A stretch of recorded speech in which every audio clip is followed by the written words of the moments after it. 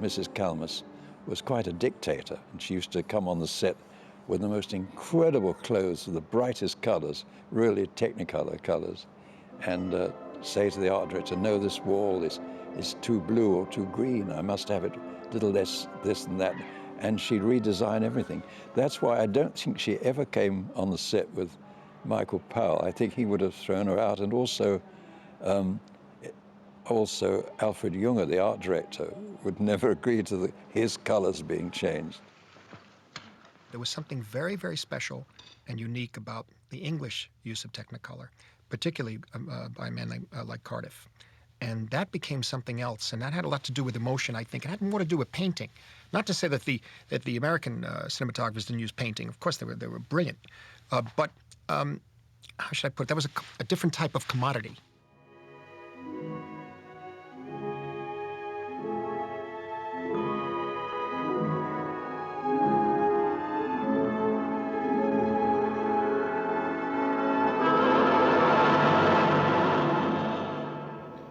That's good, that's good. That's good because that gets the menace, I think. It's slightly darker and colder.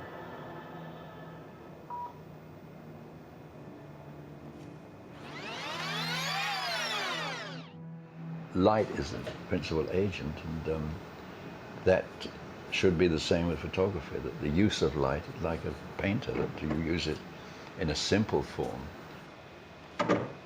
Vermeer, and Rembrandt, of course. Vermeer was the sort of painter that I had in mind on Black Narcissus because the light had to be clear and as simple as possible.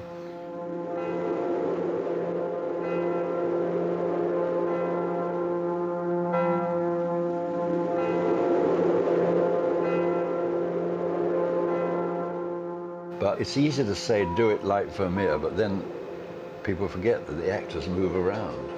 They get in the lights, they get in the way. It's great to do a still picture, but the cameraman often has to start on a close-up and track back. Same principle that, of course, Rembrandt used it, light, dark, light, dark, light, dark. And it's extraordinary how effective it is and how simple it is, you know. And his next painting here, you've got a typical cameraman's lighting, isn't it? Except that it's more beautiful than most effects I've seen or done. It's just superb, isn't it? Of course, in a film story, you very rarely have the opportunity to have the actors so dark as that. Sometimes the director would say he'd like to see more of the artist's face. Producer would sack you, wouldn't he? Yes, that's right. The same kind of emotional and psychological connection that was made through certain lighting and paintings, I felt watching those pictures that he photographed. He made them special. Because of that, you wanted to be in that world with them.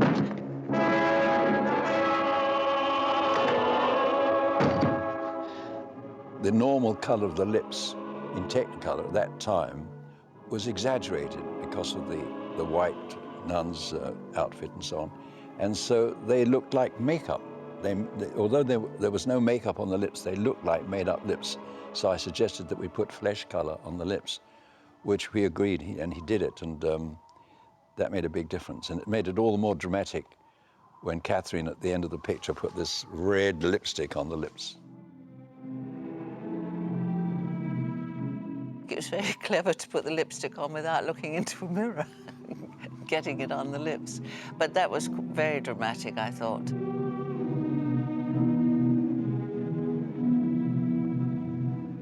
I think Michael Powell felt color was very much part of the narrative. And for example, there are sometimes when I talk to film students, I show them sequences that were deeply impressive to Scorsese, for example, about how emotion is expressed through color. You say that because you love her! I don't love anyone! Clodagh. Clodagh. Clodagh. Clodagh. Clodagh. When I saw their work on screen, this was like being bathed in color. It was palpable. I don't know what the color itself became the emotion of the picture.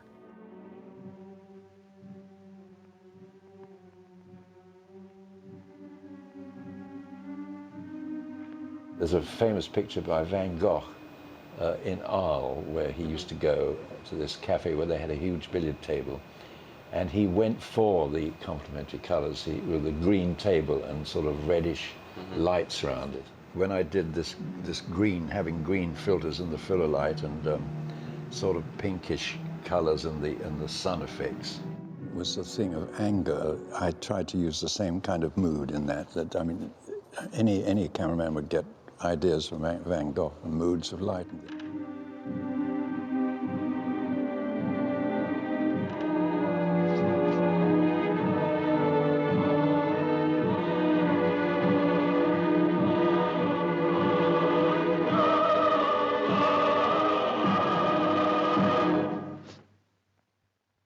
The entire sequence in which Sister Ruth tries to kill Deborah Carr, who is ringing the bell, was all designed and shot to an exact piece of music that had already been composed by Brian Easdale.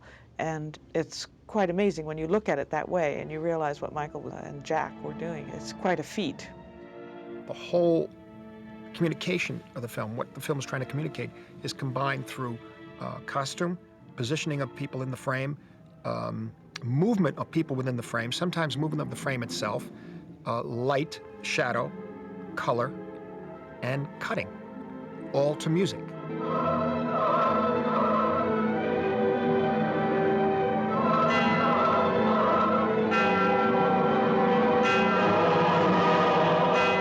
I thought I was just going out looking a bit malevolent, but when I saw it on the screen, I was amazed at this great blare of music and this incredible face with the wet hair. It's true my hair was wet and my dress was wet, it was soaking wet. And, but the atmosphere that was created around me was fantastic. I was most inspired by it.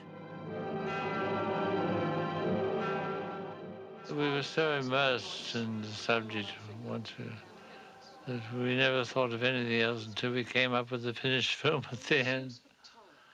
And when our Arthur rang, and he took it to California, showed it in Hollywood, he got the most wonderful technical praise. You know, the art direction got 2 Oscars, Jack Cardiff's photography got another Oscar. Usually you get Oscars if you're on a very big film. The case of Black Narcissus, just to get the Oscar on the photography was very rare. I was delighted. Black Narcissus was the best calling card that a director of photography could have, because these were films that were talked about everywhere, that people talked about the craft of filmmaking. They had set new standards. They'd shown a fantastic versatility in using Technicolor, using color cinematography, which was admired all over the world. I went to Hollywood to play in Young Bess, and the taxi driver said, "Oh, you're the mad nun, aren't you?" As I got in, and that was years later.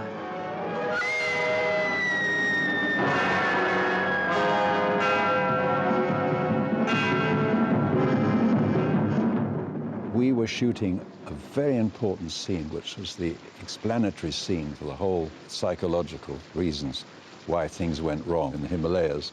It's a wonderful scene, and the rain was coming down the windows, and I had shadows of the rain on all the faces, and it was the best, I think, the best photographic scene in the picture.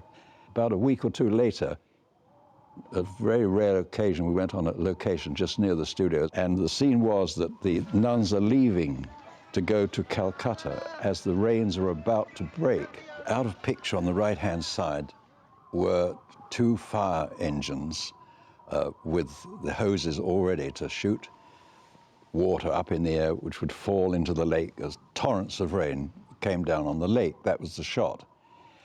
And I had an idea, and I suggested it to Michael. Michael said, "I love it, let's do it." So I was on a 6-foot ladder, and I had a cup full of water, and I was going plop, plop, plop, plop, plop, plop, plop, plop, plop, plop, plop, plop, plop, plop, plop, plop, and then the camera pans up, and you see this mass of water hurling down, and that faded out. That was the end of the picture.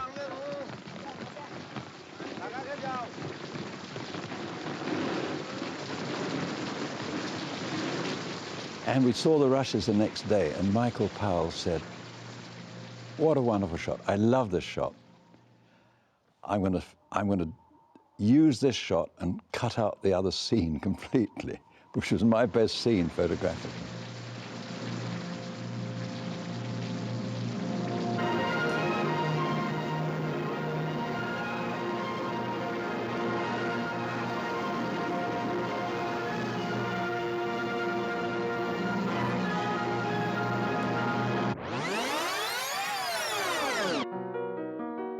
I don't think Black Narcissus is old-fashioned at all. It's, it just seems to be real.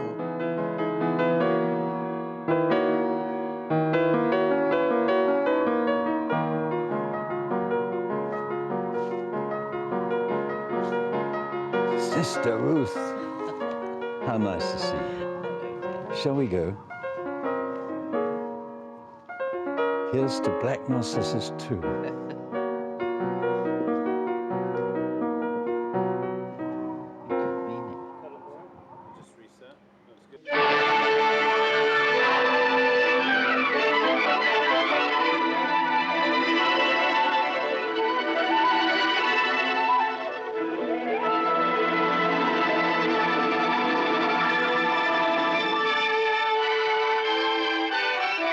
I think young people, we have to keep making films like this, and we have to be out there drawing their attention to this use of cinematography and color in the old days. You know, that's what we're trying to do here with the photography of Jack Cardiff and people like him over the years. Mickey loved Jack. He was always saying to me, "I love Jack, don't you?" And I say, "Yes, he's wonderful." Sister Ruth, yes, going bonkers. I wouldn't have cut off my ear like Van Gogh or anything like that, but I would have liked to have been a successful painter.